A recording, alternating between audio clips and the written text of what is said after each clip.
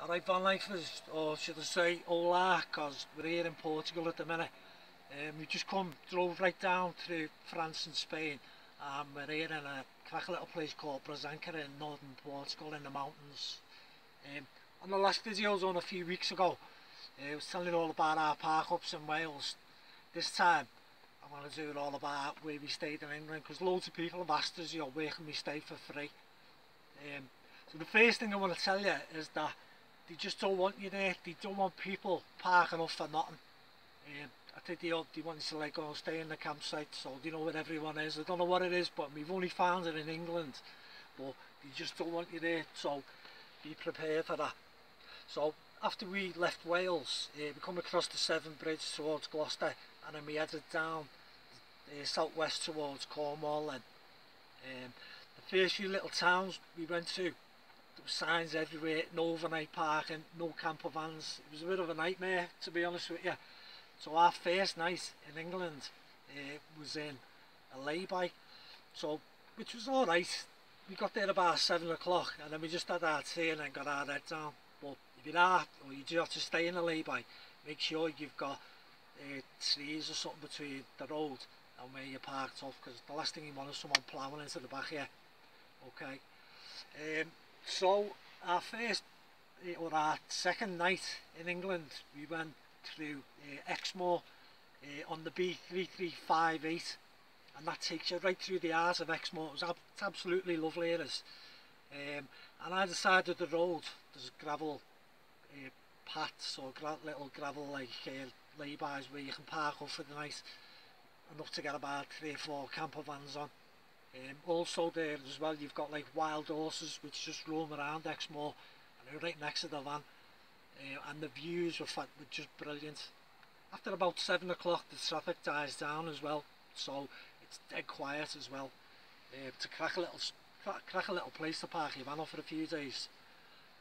After that we carried on further southwest, and we went to we stayed by the River Dart, which is literally right next to the river. But while we were there, the lads were fitting paint display machines, so chances are now it's going to be no overnight parking, which is a pity, because it was a crack little site.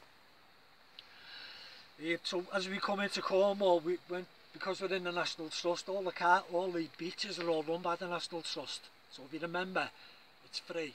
If it's not, you're looking at about 6 knicker for the day. We went to a brilliant one called Godreby Beach, it was like Bondi Beach. It was just spectacular, one of the best beaches I've seen in Britain by far. We also went to Sandymouth, Baggy Point, Holywell.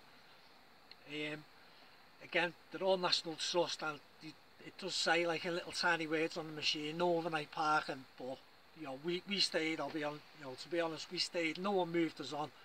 If there's a gate on the car park though, just move on and find somewhere else. But the cracking places to stay.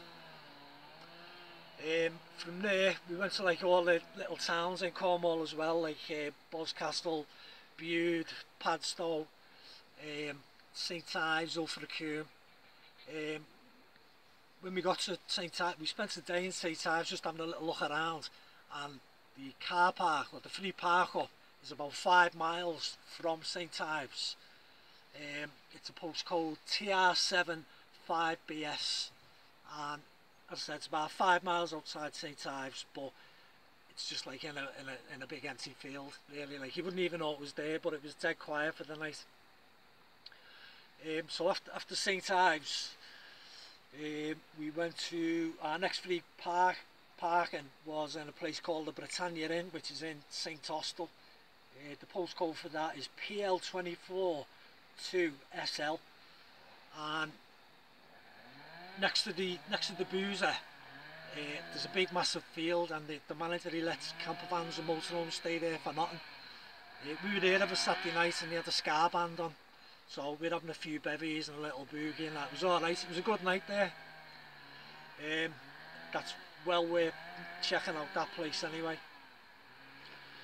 So we continued on then. We went through Dartmoor on the B3212, and again either side of the road there's little gravel paths where you can park your van up. Again, spectacular views and no noise after about 7 o'clock. The odd car might go past, but that's well worth checking out, that one. From Dartmoor we went to the New Forest then on the A31, and it's the same thing again. Little gravel paths, there's some car parks there, but some of them have got barriers across. Now I won't stay, if there's a barrier there I'll give it a miss and move on, because you don't know if someone's going to come along at night and like lock you in, or if you get moved on. So you're better off going to the car parks that haven't got a barrier on. From there we went to Milford on Sea, which is SO41OUQ, Saltgrass Lane. So if you go down a road called New Lane, or New Road it's called, you'll come to Saltgrass Lane on the bottom on the left hand side, and that's a cracking park up literally 100 yards from the pebbly beach. We stayed there for a few days because it was dead chilled, and there's all samphire. It's like a tidal estuary, so as to see, you have to make sure like you check the high tide as well. You know, you don't want the tide coming in, and you can pick as much samphire as you want there as well, which costs about 20 quid a bundle in these fancy restaurants. So from Milford on Sea we went to a place called Arundel. If you put Mill Lane into the sat-nav, Arundel, and it's just parking up on the side of the road right by the castle. The castle is well worth a visit as well, by the way. And there's loads of like boozers and restaurants in the town. From there we continued across the south.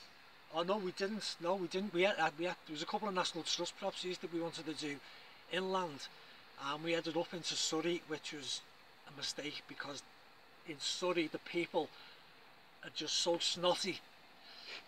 They are, apart from like three women who we met, like there was looked like a grandmother, mother and daughter. They were all right, but the rest of them they were just snobs, full stop. From there we went to Stonehenge then, so we wanted to get there for the 21st of June for the summer solstice, and that was just a brilliant day.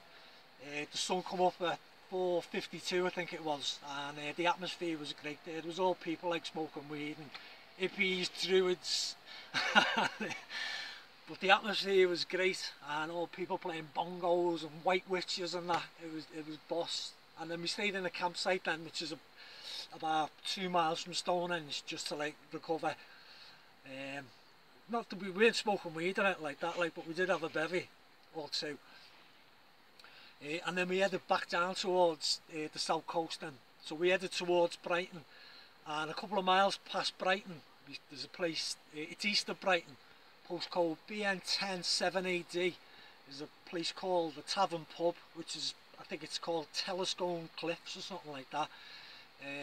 We just went in, had a bevy, and the manager was saying with us like staying in the car park for free.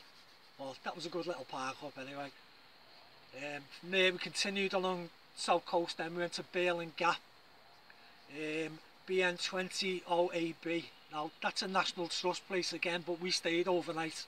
I don't think you meant to, but again, no one moved us on, and it's miles off the beaten track anyway, so chances are anyone coming down at 10 to move you on, it's unlikely. We then went to Bodiam Castle, and just outside the Bodiam Castle is a place called Footland Wood. It's got a 2.1 metre high barrier, so if your van's taller than that, you'll have to go and find somewhere else. But if you Google English Forestry Commission, a load of forests come up, and you can stay there overnight for nothing. From then we went to see the White Cliffs of Dover, which weren't anything as good as Birling Gap and the Seven Sisters. We stayed in a place called Temple Ewell, which was CT16 3EB, Russell Gardens, and we stayed there a few weeks ago when we got the ferry over to Dover. It's alright for a night.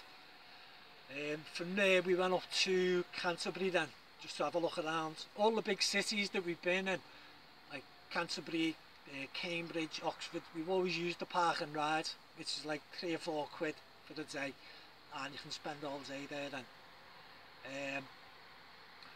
Yep, so from there we went to a place called Woman's Wold, or Women's Wold, which we needed water, so we stayed there. It was £7 a night, which was a bargain really. It was dead quiet, run by a really nice woman called Jackie. And from there we went up to Rochester. We met a few people in Milford-on-Sea, and we went up to Rochester to stay with them for a couple of days. So if you're watching, Jason and Debbie, thanks for putting us off for a few days. Okay.